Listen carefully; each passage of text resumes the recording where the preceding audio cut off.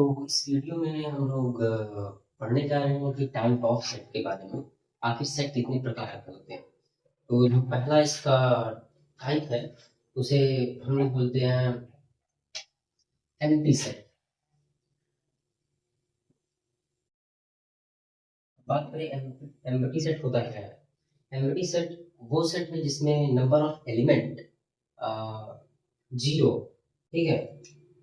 तो मैं अगर इसे लिखूं तो मैं लिख सकता हूँ सेट which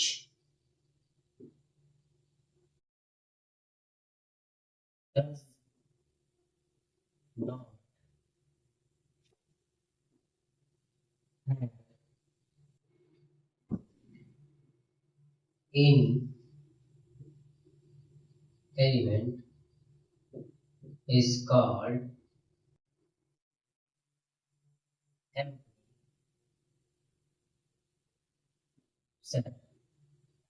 ठीक है, हम इसे एम्प्टी सेट बोलते हैं।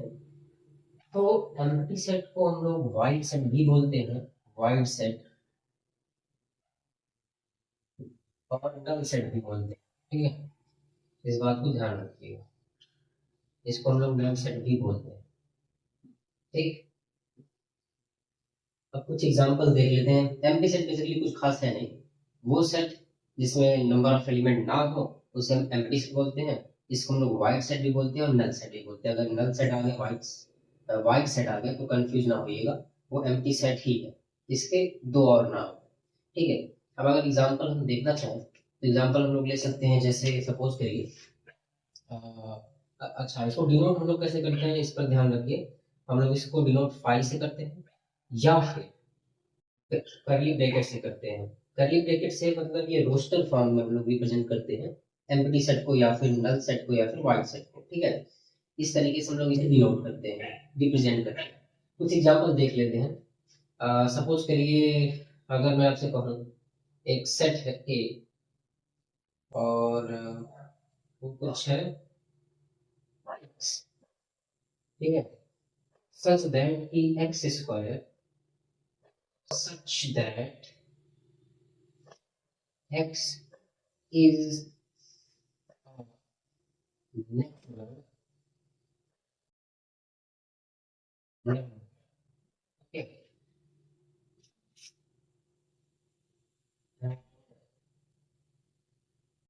x square is equal to -9।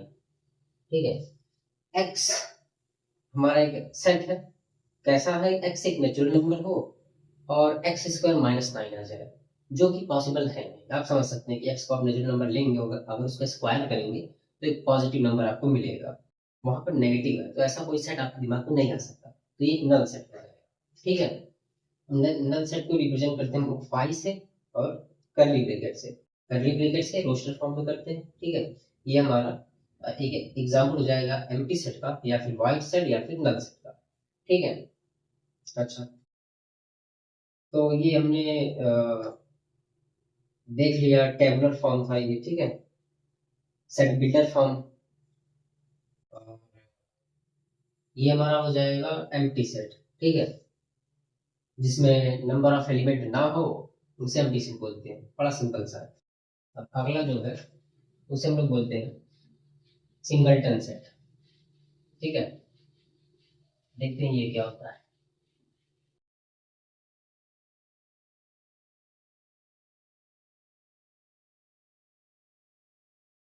तो दूसरा टॉपिक है, उसे हम लोग बोलते हैं सिंगलटन सेट।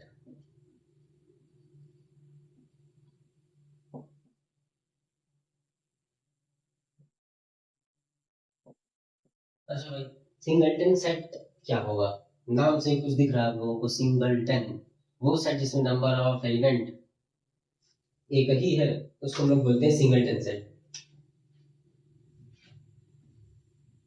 इस सेट which have only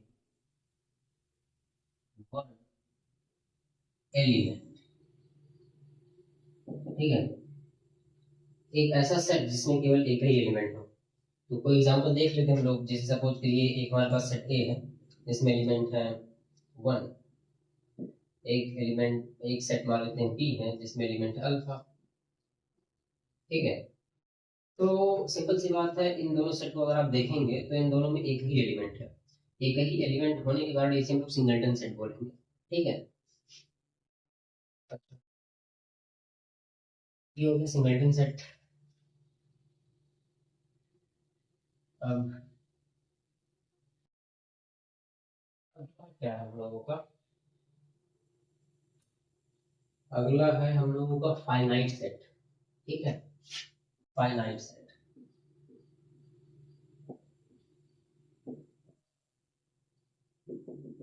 अच्छा फाइनाइट सेट क्या होता है, जिसमें नंबर ऑफ एलिमेंट फाइनाइट हो, ठीक है। A set which contains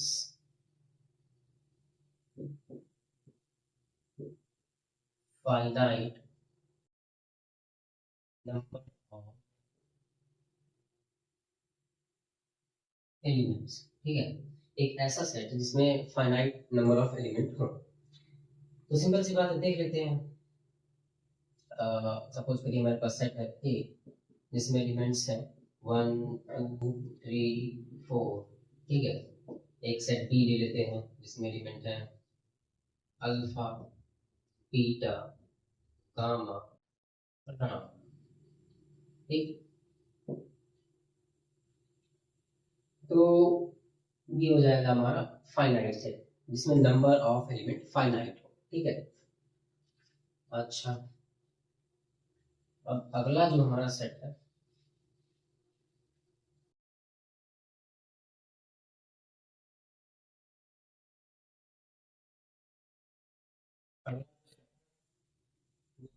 finite,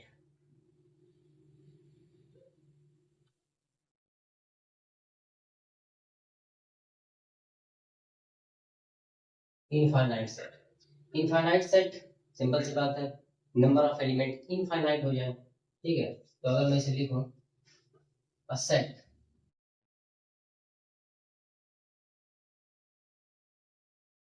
which contains infinite number of elements,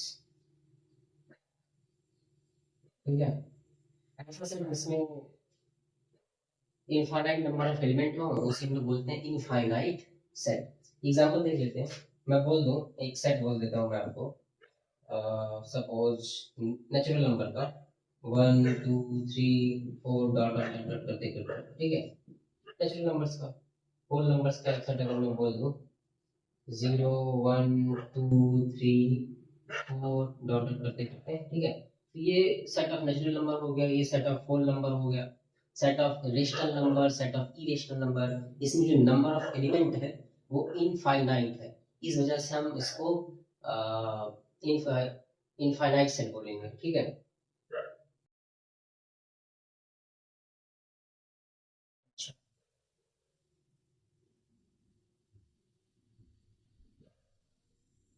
और अगला जो सेट है वो है इक्वल सेट। इक्वल सेट, ठीक है। जो इक्वल सेट होता है वो होता है हमारा if every element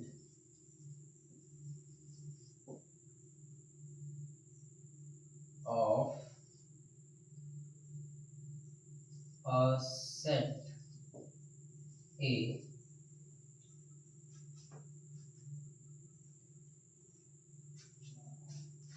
is also an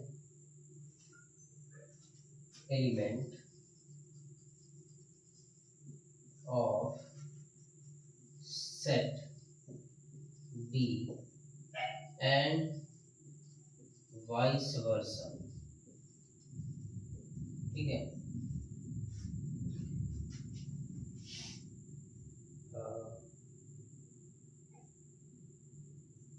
then set A and B are called equal set, equal sets। ठीक है, तो सपोज करिए डेफिनेशन तुमने लिख दी कि if every element of A is also an element of B and vice versa then set A and set B are equal sets. Example सब लोग समझते हैं इसे। ठीक है, तो सपोज करिए हमारे पास एक सेट है, वो है 1 2 3 और एक सेट बी है, ये भी 1 2 और 3 है। तो नंबर ऑफ एलिमेंट आप देखेंगे इसमें 3 है, इसमें भी नंबर ऑफ एलिमेंट 3 है, इसमें जो जो एलिमेंट है उसमें भी वही एलिमेंट है।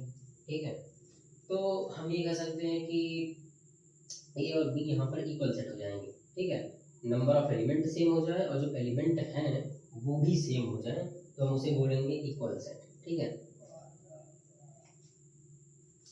ये होता है हमारा इक्वल सेट। अब बात करते हैं इक्विवेलेंट सेट की। ठीक है,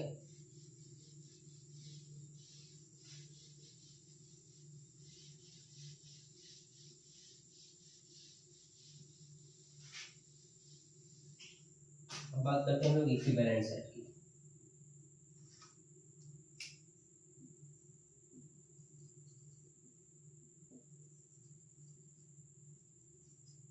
ठीक है, इक्विवेलेंट सेट क्या होता है?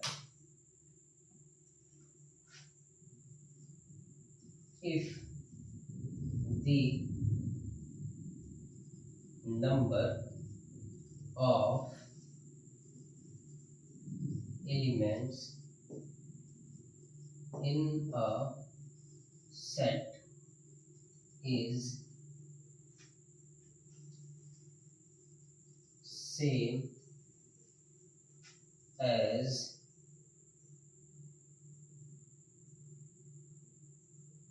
number of element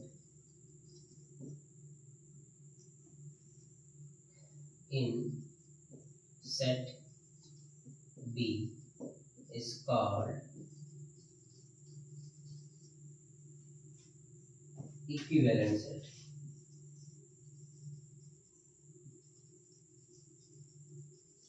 equivalent set.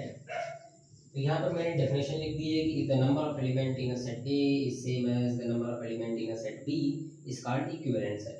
ठीक है, इसको हम लोग बोलते हैं, सपोज करिए मेरे पास एक सेट है ए, ये है 1 2 3 4। एक सेट बी है जो 1 2 3 4 है, इसमें नंबर ऑफ एलिमेंट 4 है, इसमें भी नंबर ऑफ एलिमेंट 4 है, तो मैं ये बात कह सकता हूँ कि ये इक्विवेलेंट सेट है। अच्छा, ये इक्वल सेट भी है क्योंकि जो एलिमेंट इसमें है वही एलिमेंट इसमें है। ठीक है, तो अगर मान लीजिए मैंने कोई सेट लिया पी, इसमें है अल्फा बीटा और गामा, एक और सेट ले लिया मैंने जेड, इसमें मैंने ले लिया सपोज 0 1 5। ठीक है, तो ये इक्विवेलेंट सेट हो जाएगा। इक्विवेलेंट सेट क्यों होगा? क्योंकि इसमें जितने एलिमेंट हैं अल्फा बीटा गामा 3 एलिमेंट हैं और इसमें भी 3 एलिमेंट हैं, तो नंबर ऑफ एलिमेंट बराबर हो गए, तो हम इसको बोल देते हैं ये इक्विवेलेंट सेट हो जाएगा। लेकिन ये इक्वल सेट नहीं होगा क्योंकि इसमें जो एलिमेंट मौजूद हैं इस वाले एलिमेंट से अलग है। अगर इसमें 0 1 5 होता या फिर इसमें अल्फा बीटा गामा होता तो मैं ये बात कह सकता था कि इक्विवेलेंट भी है और इक्वल भी है। ठीक है, तो ये हो गया हमारा इक्विवेलेंट सेट। अच्छा, एक चीज और है, मैं उसको बता देता हूँ आप लोगों को, कार्डिनल नंबर। ठीक है, कार्डिनल नंबर क्या होता है इसके बारे में थोड़ा चर्चा कर लेते हैं। ज़्यादा कुछ खास पता नहीं कार्डिनल नंबर, लेकिन कई जगहों पर आपको मिलेगा कार्डिनल नंबर, कार्डिनल नंबर। ठीक है, बात करते हैं कार्डिनल नंबर क्या होता है। कार्डिनल नंबर क्या होता है? इस set have some number of which is